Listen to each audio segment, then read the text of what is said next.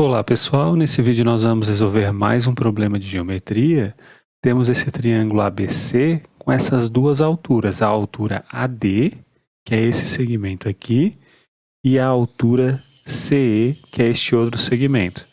Aqui estão as hipóteses do nosso exercício. O segmento AD, que é uma das alturas, que é esse daqui, tem medida igual a A. A outra altura, que é o segmento CE, tem medida igual a B. E o segmento AC tem medida igual a x. Nesse exercício a gente quer provar esta relação. A gente quer escrever o segmento AC em termos das duas alturas indicadas e deste ângulo alfa que é formado entre essas alturas. Perceba que como essas alturas elas se encontram dentro do triângulo, isso significa que o triângulo é acutângulo, né? E perceba que como esse alfa está aqui, ó, dentro desse triângulo retângulo, então nós já garantimos que o cosseno de alfa ele deve ser positivo, né?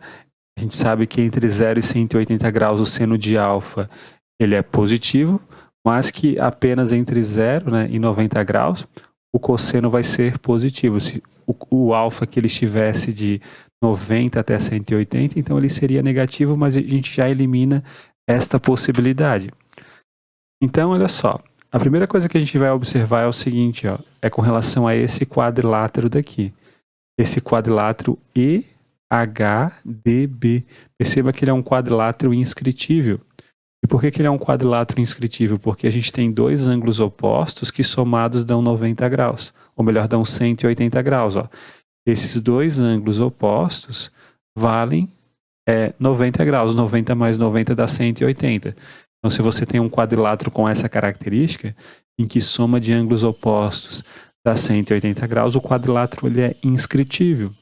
E uma outra característica dos quadriláteros inscritíveis é o seguinte: esse ângulo alfa, ele é um ângulo externo desse quadrilátero. Você prolonga um lado do quadrilátero e forma um ângulo com um lado. Pelo fato desse quadrilátero ser inscritível, esse ângulo alfa, ele vem parar aqui, ó. Uma propriedade, né, bastante comum, bastante característica, melhor dizendo, dos quadriláteros inscritíveis. Então, este ângulo alfa, ele está aqui nessa posição. Ele vale, né, esse ângulo daqui, esse ângulo externo, ele sempre vale o interno oposto a ele num quadrilátero inscritível. Então, vamos fazer esta marcação. E o que a gente pode observar agora? Bom, eu vou chamar o segmento AB, eu vou dizer que ele tem medida igual a M. E esse segmento aqui é o segmento BC, eu vou dizer que ele tem medida igual a N. E daí nós vamos aplicar a lei dos cossenos para esse triângulo, né? O x oposto ao ângulo alfa. Então, aplicando a lei dos cossenos, nós temos que x ao quadrado é igual a m ao quadrado mais n ao quadrado menos 2 vezes m vezes n vezes o cosseno de alfa. Então, temos isso. Agora, o que a gente pode observar? Perceba que temos esse triângulo retângulo daqui e temos esse triângulo retângulo que, por sinal, são triângulos retângulos semelhantes, né? Porque eles têm um ângulo em comum, o ângulo alfa, tirando o ângulo de 90 graus. Agora, observe apenas esse triângulo. Vamos aplicar o seno do ângulo alfa. Quem é o seno do ângulo alfa? Bom, o seno de alfa é o cateto oposto sobre a hipotenusa. Essa medida aqui foi dada no exercício que vale A, que é o cateto oposto desse triângulo. Então, o seno de alfa vale A dividido por M. Ou seja, a gente pode dizer que o M ele vale o A sobre o seno de alfa.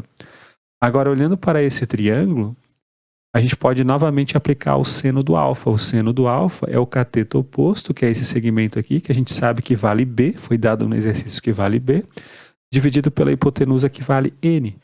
Então, por outro lado, o seno de alfa, ele também vale B dividido por N. E daqui a gente conclui que o N, ele vale B sobre o seno de alfa. E o que a gente pode fazer nesse momento? Bom, a gente simplesmente troca aqui, né? Vamos trocar ali naquela expressão. Então, o x ao quadrado vai ser igual a quanto? O m ao quadrado é isso aqui ao quadrado, ou seja, a ao quadrado dividido pelo seno ao quadrado de alfa, mais o n ao quadrado é isso aqui ao quadrado, ou seja, b ao quadrado dividido pelo seno ao quadrado de alfa. Então, vamos colocar aqui b ao quadrado dividido pelo seno ao quadrado de alfa menos 2 vezes o m vezes n. Isso daqui vezes isso vai ficar a vezes b, então vamos colocar assim, ó, a vezes b dividido pelo seno ao quadrado de alfa.